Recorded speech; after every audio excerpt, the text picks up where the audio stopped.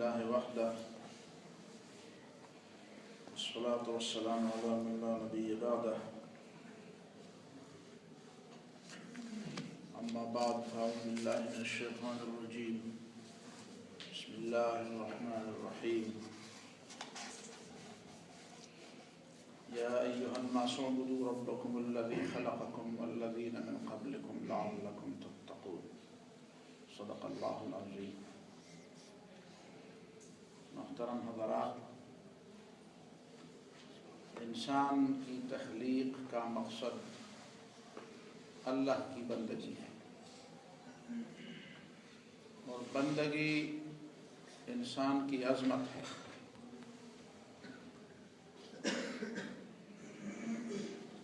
آپ کتابی عظمت ہے،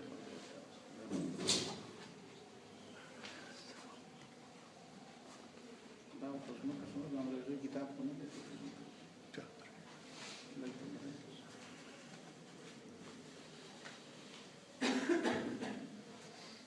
انسان کی تخلیق کا مقصد بندگی رب ہے۔ بندگی تو انسان کرتا ہے، بندگی کے بغیر تو انسان نہیں ہو سکتا۔ خدا کی بندگی نہیں کرتا تو شیطان کی بندگی کرے گا، اپنے نفس کی بندگی کرے گا، اپنے جیسے کسی مخلوق کی بندگی کرے گا۔ لیکن اسے بندگی چاہیے رب، اس لیے کہ وہ رب خالق، مالک اور حاکم ہے۔ اسی مفہوم کو سمجھانے کے لیے اللہ تعالیٰ نے مختلف زمانوں میں مختلف لوگ بھیجے۔ پہلے تو انبیاء کا سلسلہ تھا۔ انبیاء کا سلسلہ اللہ تعالیٰ نے جب ختم فرمایا اور خاتم النبیین صلی اللہ علیہ وسلم کو مبعوث فرمایا، تو اس کے بعد اللہ تعالیٰ نے امت کے لوگوں کو یہ ذمہ داری سپرد کی۔ امت کے اندر ایسے لوگ پیدا ہوں گے جو باقی لوگوں سے ممتاز ہوں گے، باقی لوگوں سے الگ جدا ہوں گے، البیلے ہوں گے، یکتا ہوں گے، یگانہ یا روزگار ہوں گے۔ اور وہ شخصیات وہ دین کی بات سمجھائیں گے لوگوں کو۔ کوئی ایک پہلو سمجھائے گا، کوئی 10 پہلو سمجھائے گا، کوئی ساری پہلوؤں کو سمجھائے گا۔ یہ تو تقسیم کی بات ہے۔ اللہ تعالیٰ نے ہمارے بر صغیر کے لوگوں پر جو رحم فرمایا ہے، اور یہاں جو عظیم عظیم شخصیات پیدا ہوئی ہیں، قریب 200-400 سال کے زمانوں میں شیخ احمد سرہندی رحمہ اللہ سے لے کر شاہ ولی اللہ رحمہ اللہ اور علامہ اقبال سے لے کر مولانا مودودی رحمہ اللہ تک، یہ وہ شخصیات ہیں جو دوسرے علاقوں میں اس طرح پیدا نہیں ہوئے۔ لیکن ہمارے ہاں لوگوں نے ان سب کی ناقدری کی۔ میں ان ساری تفصیلات میں تو نہیں جا سکتا اس وقت۔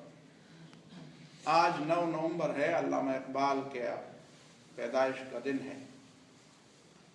کہاں 1877 کا زمانہ، کہاں آج کا دور۔ لیکن اقبال کی فکر اور ان کی باتیں اب بھی تازہ ہیں اور تازگی بخشنے والی ہیں۔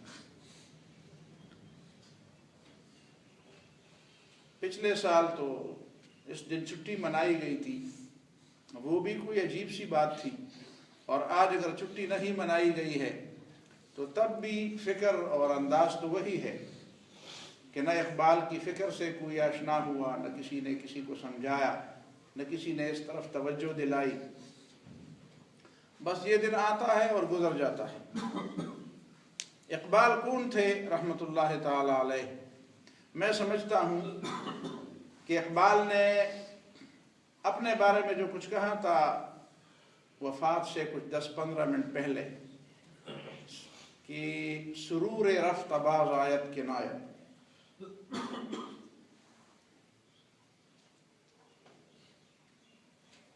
وہ ایک الگ دور کی بات کر رہے ہیں۔ سرور رفت، نبی صلی اللہ علیہ وسلم کا دور نبوت، اسلام کے غلبے کا وہ اس تمنا میں تو تھے کہ وہ آئے گا وہ دور، لیکن لوگوں کو سمجھانے کے لیے کہتے ہیں کہ میں تو سمجھتا تھا کہ میں اس کے آثار دیکھ لوں گا. تو فرماتے ہیں کہ آئے گا کہ نہیں آئے گا وہ دور. نسیم از حجاز آیت کنایت، پھر حجاز اور مکہ اور مدینہ سے ایک باد نسیم، ایک لطف انگیز، ایک سحر انگیز ہوا، ایک خوشگوار ہوا آئے گی کہ نہیں آئے گی جو سارے ماحول کو معطر کر دے. اور دوسرے شعر میں وہ کہتے ہیں کہ سرآمد روزگار ای فقیری، میرا دور تو ختم ہو گیا، میرے ذمے جو کام تھا، جو ذمہ داری میری تھی، بس وہ تو ختم ہو رہی ہے. تو دیگر دانا راز آیت کنایت، میرے بعد پھر کوئی دانا راز آئے گا کہ نہیں آئے گا. دانا راز جو ان باتوں کو جانتا ہو جو حقیقت میں راز کی باتیں ہیں، سمجھ کی باتیں ہیں، جو اگرچہ کہتے تو وہ لوگ یہ باتیں کہی تو ہر ایک سے کی جاتی ہیں، سارے لوگوں کے سامنے یہ باتیں کہی جاتی ہیں، کوئی قطعاً کوئی پابندی تو نہیں ہے، لیکن اس کو سمجھنے والے بہت کم ہیں. اب رسول اللہ صلی اللہ علیہ وسلم نے جو باتیں عام مجلسوں میں کی، صحابہ کرام میں بھی فرق مراتب تھا. کچھ لوگ زیادہ جاننے والے تھے، کچھ کم جاننے والے تھے، کچھ بہت زیادہ جاننے والے تھے. تو وہ اپنے آپ کو دانائے راز کہتے ہیں. دانائے راز ز بیرون در گذشتم ز درون خانہ گفتم، کہتے ہیں میں ایسا اہل علم میں تو نہیں ہوں جس طرح مدارس میں شیوخ ہوتے ہیں، علامہ ہوتے ہیں، جامع العلوم ہوتے ہیں. میں تو بس ایک طالب علمانہ رائے رکھتا تھا، لیکن کہتے ہیں مجھے سمجھایا گیا جو بات حق ہے وہ مجھ سے چھپی نہیں رہتی. خدا نے مجھ کو دیا ہے دل خبیر و بصیر، مجھ سے حق بات اللہ نے چھپائی نہیں ہے. مجھے اللہ نے جو دل دیا ہے وہ خبردار ہے. اسے بیرون در گذشتم، میں گویا کہ اندر کا آدمی تو نہیں تھا، میں تو باہر کا آدمی تھا اور دروازے میں باہر سے گزر گیا. اسے درون خانہ گفتم، جو اندر کی باتیں تھیں وہ میں نے کھل کر بتا دی، میں نے راز کی باتیں بتا دی. سخنی نگفتنی را چقل اندرا نگفتم، میں نے ایسے باتیں کہہ دی کہ جو کسی نے نہیں کہی تھی. تو اقبال بہت عظیم، وہ خود سمجھتے ہیں اپنے آپ کو کہ اقبال بھی اقبال سے آگاہ نہیں ہے، کچھ اس میں تمسخر نہیں واللہ نہیں ہے، کہ میں خود بھی نہیں جانتا کہ میں کیا ہوں. تو وہ فرماتے ہیں کہ چلو اس بات کو تو چھوڑ دیتے ہیں، میرا پیغام کیا ہے لوگوں کے لیے. اور آج اس پیغام کی بہت زیادہ ضرورت ہے کہ لوگ سمجھے اس پیغام کو. وہ خدا سے دعا کرتے ہیں کہ جوانوں کو میری آہ سحر دے.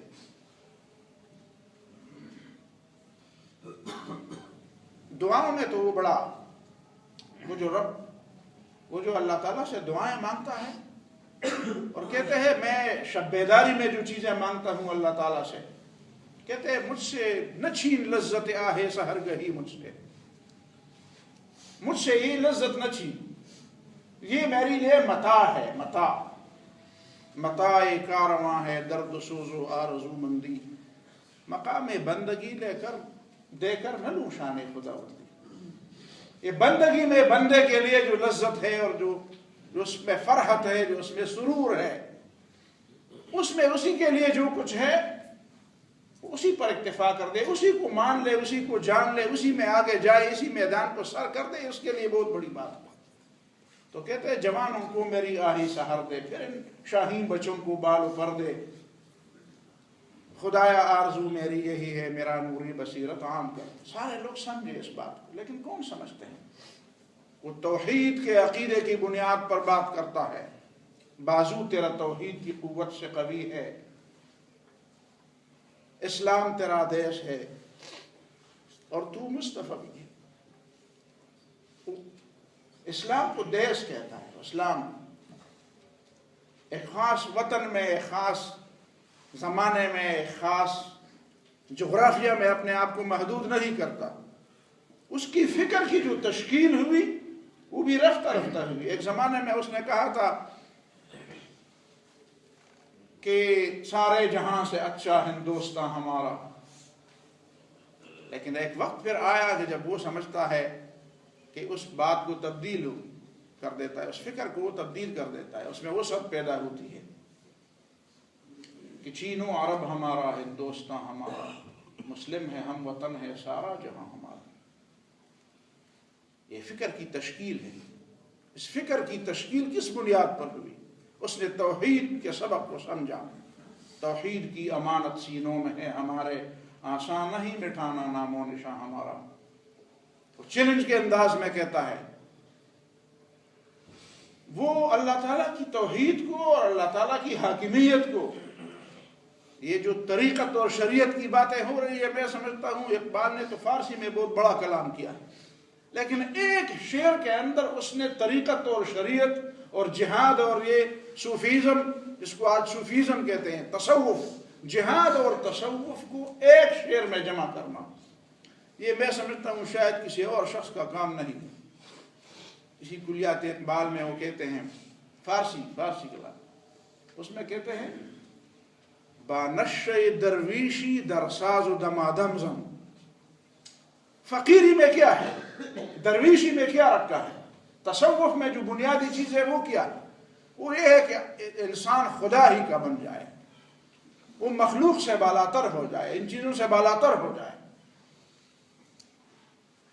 جس طرح جنید بغدادی نبی صلی اللہ علیہ وسلم کے بارے میں فرمایا کرتے تھے کہ نبی صلی اللہ علیہ وسلم کے بارے میں بتائے تو یہ جملہ ذہن میں آتا ہے کہ کان ظاہرہ مع الخلق و باطنہ مع الحق۔ بظاہر تو وہ مخلوق کے ساتھ تھے، لوگوں کی ضروریات بھی پوری کرتے تھے، ان کی ضروریات کا لحاظ بھی رکھا، اسی دنیا میں اٹھنے بیٹھنے والے تھے، لیکن وہ باطنہ مع الحق، حقیقت میں اس کا اصل رابطہ اللہ تعالیٰ کے ساتھ ہوتا تھا۔ باہما و بے ہما، باہما و بے ہما، سارے لوگوں کے مجلس میں ہوتے تھے، لیکن سب سے جدا بھی ہوتے تھے، سب سے جدا بھی ہوتے تھے۔ من اندر مشرق و مغرب غریبم کہ از یاران محرم بے نصیبم۔ میری بات کو کوئی سمجھتا نہیں ہے۔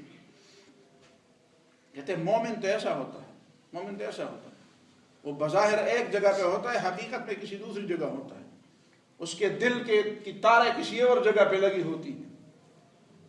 تو اقبال بھی اسی طرح تھے، وہ کہتے ہیں کہ بانشِ درویشی در ساز و دمادم زم۔ ٹھیک ہے، اس فقر، یہ فقر تو ایک تربیت ہے، یہ درویشی تو ایک تربیتی مرحلہ ہے، اور اس میں بالکل اعلیٰ مدارج طے کر، مخلوق سے اپنے آپ کو الگ رکھنے کے لیے۔ الگ رکھنے کا مطلب یہ نہیں کہ آپ ان کے حقوق نہ ادا کریں، الگ رکھنے کا مطلب یہ ہے کہ آپ کا منزل، آپ کی منزل، آپ کا نصب العین یہی پہ کامیابی نہیں، آپ کامیابی کو کسی اور جگہ پہ ڈھونڈ لیں۔ تو زمین کے لیے ہے نہ آسمان کے لیے، جہاں ہے تیرے لیے تو نہیں جہاں کے لیے۔ کہتے ہیں کہ تیرا جہاں ہے وہی جس کو تو کرے پیدا، یہ سنگ و خشت نہیں جو تیری نگاہ میں، اس دنیا سے ذرا بالاتر ہو جا۔ لیکن پھر دوسرے شعر میں کیا کہتے ہیں، چون پخت شوی خودرا بر سلطنت جمزم۔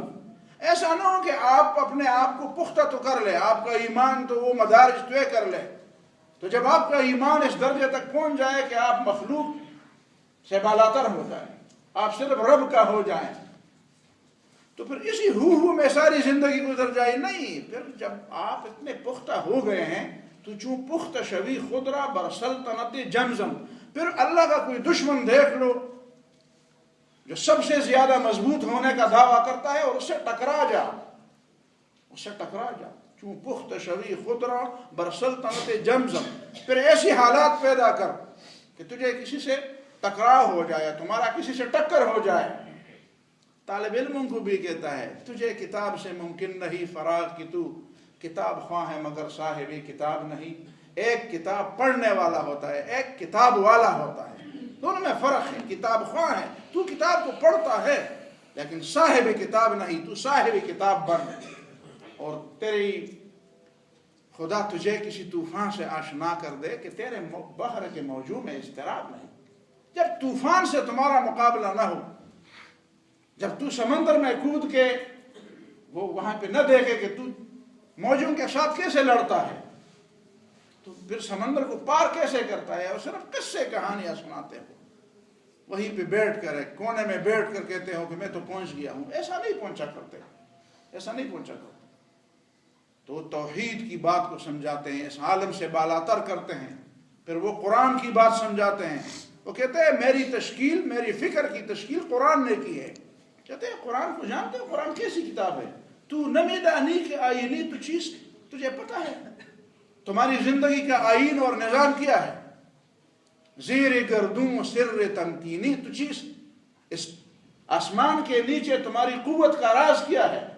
زیر گردوں سر تمکینی تو چیز، تمہیں کب تمہارے پاؤں کب مضبوط ہوں گے اس دنیا میں، تمہیں قوت کیسے ملے گی، اس کا راز کیا ہے؟ ہاں کتاب زندہ قرآن حکیم، وہ زندہ کتاب ہے، زندوں کی کتاب، زندہ کتاب۔ آپ نے مردوں کو کتاب بنا دیا۔ ایک دوسرے شعر میں کہتے ہیں ترا حاصل زی یاسینش جزینست کہ از ہم خواندنش آسان بمیری۔ وہ زندہ کتاب تھی، زندوں کے لیے تھی قرآن، آپ نے اس کو مردوں کو کتاب بنا دیا، اور مردوں کے لیے صرف ایک سورہ یاسین تمہارے ہاتھ آ گئی، اور وہ بھی ایسے وقت میں جب آدمی مر رہا ہو کہ از یاسین ہو آسان بمیری، کہ مرتے وقت تو سورہ یاسین تمہارے سرانے کو بھی پڑھ دے تاکہ تمہاری جانکنی کی حالت آسان ہو جائے تمہارے لیے۔ نہیں، یہ تو زندوں کی کتاب ہے۔ ہاں کتاب زندہ قرآن حکیم، حکمت او لا یزال است و قدیم، اس کے اندر جو حکمت ہے وہ ہمیشہ رہنے والی ہے، وہ قدیم بھی ہیں اور لا یزال بھی ہیں، وہ بنیادی حکمتیں ہیں، اور وہ تیری زندگی کی آئین ہے، تیری زندگی کا گزارنے کا طریقہ ہے۔ فاش گویم آنچ در دل مزمرس، میرے دل میں ایک راز ہے، دل میں ایک بات ہے، ابھی میں کھل کر بات کر رہا ہوں۔ یہ کتابیں نیس چیزی دیگر است، قرآن کو آپ نے پڑھا ہے؟ یہ عام کتابوں جیسی کتاب نہیں ہے، یہ ایک دوسری قسم کی کتاب ہے۔ چون بجاں در رخت جہاں دیگر شود، جہاں چو دیگر شد جہاں دیگر شود۔ یہ دل کے اندر اتر جائے یہ کتاب تو پھر دل کے اندر انقلاب آتا ہے، اور جب دل کے اندر انقلاب آ جائے تو جہاں چو دیگر شد جہاں دیگر شود۔ صرف یہ نہیں کہ میں بدل گیا ہوں، میرے اندر غلطیاں ہیں اور میں اپنے آپ کی اپنی اصلاح کرنا چاہوں گا، اور میں دوسروں کی اصلاح کا کیا کروں گا، میں خود گناہگار ہوں، اور جب تک میں خود گناہگار ہوں میں دوسروں کو کیوں گناہگار سمجھوں؟ سارے لوگ اچھے ہیں، میں سب سے زیادہ برا ہوں۔ ہمیں لوگ بیچتے ہیں، عجیب عجیب سی باتیں ہوتے ہیں۔ سارے لوگ برے نظر آ رہے تھے، جب اپنے آپ پر نظر ڈالی تو اپنا آپ سب سے برا نظر آیا۔ اس کا مطلب ہے کہ اگر تو اچھا آدمی ہے تو اس کا مطلب ہے کسی اور کونے میں مزید کسی کونے میں چلے جاؤ، باہر کی دنیا کو چھوڑ دو، تم ہی سب سے برے ہو، باقی سب اچھے ہیں۔ نہیں جی، یہ کون سا تصور ہے؟ یہ تو پیغمبروں کا تصور نہیں ہے۔ اقبال نے بھی یہ سمجھا دیا کہ چو بجاں در رفت جاں دیگر شود۔ اگر واقعی تم نے قرآن کو اپنے دل میں جگہ دی ہے، اور ایک دفعہ وہ کہتے ہیں یہ قرآن مجھ سے شکوہ کرتا ہے، شبی در دست من قرآن بنالید چمن در دل نداری نہز دستم۔ ایک رات میں نے قرآن کو اپنے ہاتھ میں لیا تھا تو قرآن میرے ہاتھ میں رو پڑا، اور مجھے کہنے لگا چمن در دل نداری نہز دستم، دل میں تو تم مجھے جگہ نہیں دیتے تو ہاتھ میں سے بھی مجھے رکھ دو نا، مجھے تو صرف ہاتھ میں جگہ نہیں چاہیے، مجھے تو مسلمان کے دل میں جگہ چاہیے، اور دل میں تم نے کسی اور چیز کو بٹھا دیا ہے۔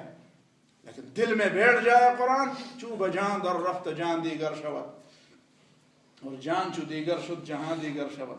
اگر تیرے اندر انقلاب آ گیا تو پھر دنیا کے اندر انقلاب آئے گا۔ یہ نہیں ہوگا کہ تیرے اندر انقلاب آ گیا ہے اور دنیا کے اندر انقلاب نہیں۔ آپ کہتے ہیں کہ چھوڑیں ان کو، پھر وہ جو خودی کی تعلیم دیتے ہیں، وہ محمد رسول اللہ کی محبت کی جو تعلیم دیتے ہیں، کی محمد سے وفا تو نے تو ہم تیرے، یہ جہاں چیز ہے کہ لوح و قلم تیرے ہیں، وہ شکوہ اور جواب شکوہ آپ اس کو پڑھیں، وہ حقیقت میں اسلام کی تعلیمات ہے، وہ حقیقت میں ایک نعت ہے۔ نعت ہم کون سی نعتیں پڑھتے ہیں؟ میں مدینہ جا رہا ہوں اور میں سامان باندھ رہا ہوں، یہ کوئی نعت ہے؟ نعت وہی ہے، نعت وہی ہے کہ محمد سے وفا تو نے تو ہم تیرے، یہ جہاں چیز ہے کہ لوح و قلم تیرے۔ محمد صلی اللہ علیہ وسلم سے وفا چاہیے، نبی صلی اللہ علیہ وسلم سے وفا چاہیے۔ بآں پیرے رہے یسرب گرفتم نوافاں از سرور عاشقانہ، کہتے آپ ساری دنیا کے رستوں کو ڈھونڈ لیتے ہیں، کنگال کرتے ہیں سارے فلسفوں کو، پڑھ لیے میں نے علوم شرق و غرب، دل میں باقی ہے ابھی تک درد و کرب، اور خرد کی گتھیاں سلجھا چکا میں، عقل کی گتھیاں اس میں کیا ہے، اس میں کیا رکھا ہوا ہے؟ میرے مولا مجھے صاحب جنوں کر۔ تو جو خودی کی بات وہ کرتے ہیں، اور خاص کر افغانوں کو کہتے ہیں او افغان کو کہتا ہے اپنی خودی پہچان۔ افغان، آپ کو پتہ ہے کہ تو کون ہے، تمہارا مقام کیا ہے، تمہارا مقصد کیا ہے؟ یہ خاص کر پختونوں کو خطاب کر کے وہ کیا کہتے ہیں، اس نے جو پاکستان کا تصور دیا، کہاں سے آ کر اس علاقے میں جب وہ قوم پرستی کا زمانہ تھا، اس نے کہا یہاں پہ ایک اسلامی اسٹیٹ قائم ہوگا تو پتہ چلے گا کہ پوری دنیا کی نیشنلزم اور قوم پرستی پر آپ ایک وار کریں گے، اس کے سر پر ایک وار کریں گے کہ نہیں ہے کوئی قوم پرستی۔ مختلف اقوام، مختلف زبانیں، مختلف تہذیب، مختلف ثقافتیں، مختلف بولیاں بولنے والے جب ایک ہی اسلام کے دائرے میں آ جائیں گے، اور یہ افغان مل آسیا یک پئی کرے آب و گل است۔ ایشیا تو ایک زبردست جگہ ہے، پئی کرے آب و گل، یہاں کی سرزمین بڑی زرخیز ہے، یہاں کی آب و ہوا بڑی خوشگوار ہے، لیکن ملت افغان درا پئی کر دل است۔ آپ پختونوں کو، افغانوں کو جانتے ہیں، یہ اس پورے ایشیا کے دل کی حیثیت رکھتے ہیں۔ از فساد او فساد آسیا در کشاد او کشاد آسیا، یہاں پہ خوشی ہوگی تو پوری ایشیا کے اندر خوشی ہوگی، اور یہاں پہ بدنظمی ہوگی اور یہاں پہ فساد ہوگا تو پوری دنیا میں امن نہیں آئے گا، امن یہیں پہ۔ تو یہ وہ چیزیں ہیں، میں سمجھتا ہوں کاش آج کے دنوں میں، باقی دنوں میں ہر شخص آپ میں سے، مجھ میں سے اپنے بچوں کو سمجھائے، کچھ نہ کچھ پڑھ لے کہ اقبال کیا تھا، جوانوں کے لیے ان کا پیغام کیا تھا، مسلمانوں کے لیے ان کا پیغام کیا تھا، وحدت وہ کس چیز میں دیکھتے تھے، مسلمانوں کے لیے عروج وہ کس چیز میں دیکھتے تھے، وہ مغرب و مشرق کا آب روانے کبیر تیرے کنارے کوئی دیکھ رہا ہے، کسی اور زمانے کا خواب۔ وہ کہتے ہیں ایک وقت آئے گا، یہ جو خواب میں دیکھ رہا ہوں لوگ اس کو سمجھتے نہیں ہیں، لیکن میں اس کلی کے اندر اس پتوں کو اور اس پھلوں کو دیکھ رہا ہوں، لوگ اس کے، وہ کہتے ہیں کہ نہیں، وہ کہتے ہیں ابھی کہتے ہیں اندھیرا ہے، میں کہتا ہوں صبح طلوع ہو رہا ہے، مشرق سے ابھرتے ہوئے سورج کو ذرا دیکھ، کھول آنکھ زمین دیکھ، فلک دیکھ، فضا دیکھ، اور ایک وقت آئے گا کہ یہ اللہ تعالیٰ کی توحید کی بات ہر ایک کی زبان میں ہوگی، ہر ایک کی زبان میں ہوگی، یہ چمن معمور ہوگا نغمہ توحید سے۔ وہ حوصلہ دیتے، لوگ کہتے ہیں شاعر جو ہے لوگوں کو پیچھے دھکیلتے ہیں، شاعر مایوسی پھیلاتے ہیں، وہ تو ہمیشہ ہی، میں تو سمجھتا ہوں آخری بات کر رہا ہوں کہ جو طالب علم اور جو جوان اقبال کو پڑھتا ہے، میں خدا کی قسم کھا کے کہتا ہوں کبھی مایوس نہیں ہوگا۔ آپ مایوسی سے نکلنا چاہتے ہیں نا تو اقبال کو پڑھ لیں، اور قوم کو مایوسی سے نکالنا چاہتے ہیں تو اقبال کو سمجھیں۔ آخر دعوانا الحمدللہ۔